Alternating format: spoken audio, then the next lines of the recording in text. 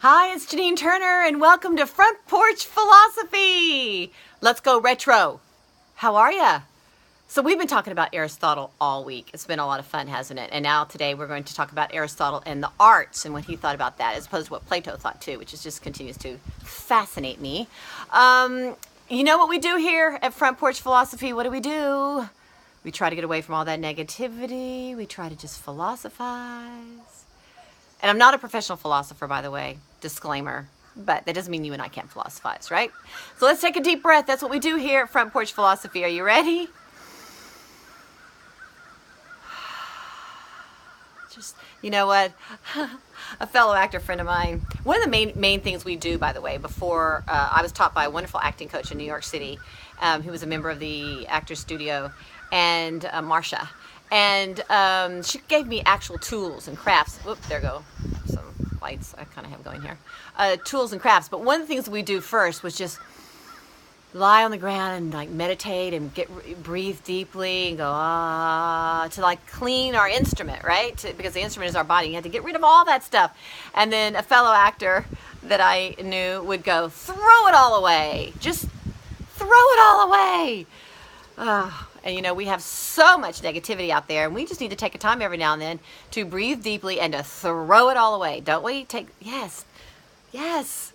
All right, so let's talk about art, shall we? And the philosophy, what Aristotle thought about art. Now, Plato thought about art differently. This is, by the way, Samuel Stump's book, From Socrates to Sartre.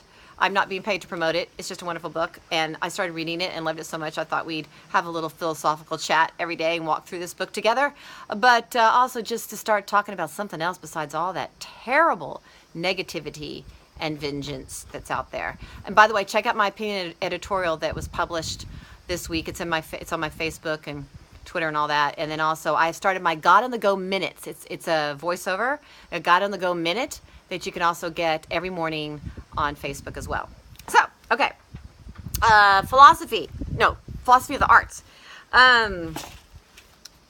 Okay, Plato was particularly concerned with the cognitive aspect of art, feeling that it had the effect of distorting knowledge because it was removed several steps away from reality. Remember Plato believed that we were with the eternal before we came here, and that we learn everything from the eternal, and when we pass we go back to the eternal, and that the eternal is where anything that we visualize and see here that's good and pure and whatnot of art, and that even art that we had seen before. So if we're duplicating it, well, it's just a copy and it's not the real thing. So Plato didn't really dig it, so to speak. But Aristotle, on the other hand, believed that the universal forms exist only in particular things, felt that the artist is dealing directly with the universal when he studies things and translates them into art forms. So he believed that art was really, really important. And then he goes on to talk about tragedy and, plays that are tragedies, and that tragedies were particularly cathartic for people. That they could watch these tragedies and through it have a catharsis of their own and maybe feel better afterwards, that they have shared in this tragedy and had, sympathy, empathy, those type of things, so that afterwards they feel better about, themselves or maybe what they're going through or life in general.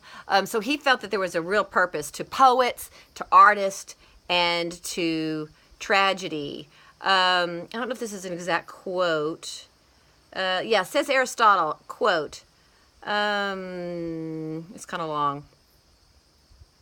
With incidents arousing pity and fear, wherewith to accomplish its catharsis of such emotions. Right. So we kind of talked about that. So just to get it all out there. So, hey, maybe being an actress isn't all that bad. There's a purpose in that too. As we discussed this week, there's a purpose in everything that we all have, that we're all born with doing. And it's part of the structure and purpose of our life to find it, to recognize it, to then curb our appetites and our habits so that we can truly use these gifts that we have to for lack of a better word, do good in our life and to have a legacy and a higher purpose. And it doesn't have to be on a grand scale. can just be one person at a time. Seems like there's something else I was going to talk about. Art. Oh, yes. So in conclusion, we discussed a lot this week, haven't we? And you can go to my YouTube channel, Janine Turner Front Porch Philosophy, if you would like to easily go back and see all the other things we did this week. But look at these things that the philosophers, we've taken it, so much of it out of the school systems. We've taken God out, even a God of somebody's choice. And remember I said the other day that I wrote beside, like, to know it but not to lose it. What did I write? I wrote, and I said I didn't know what it meant. Oh, freedom to choose, not to lose. Yeah, we have in our country the freedom to choose our God, not to lose our God. You know, and we have the choice. Yeah. So anyway, we've taken God out of the schools, but we've also taken philosophy. We don't really talk about philosophy, and now even art is in jeopardy. All of these things that teach us in life and teach our children as they mature about really that life is so much more than just the big I, right? There's a reason that we're here, and when we take all these things out, we have a culture that I think we're dealing with today, negative and mean-spirited and dangerous. Self-centered. That's because we've taken all these things away from our education with the kids, but also within our own society. We just remember the ruts we were talking about earlier in our brain, the habits of thinking negatively. It's so hard now to think positively. So we need to bring all this back. Art. Turn on some classical music. Check out an art book. Go to a museum. Watch a really artistic movie that's not violent. And talk philosophy with your family. And so I hope you have a wonderful philosophical day. Hey, we talked about Heraclitus, Socrates, Plato, and Aristotle. Next, more fun. Have a great day.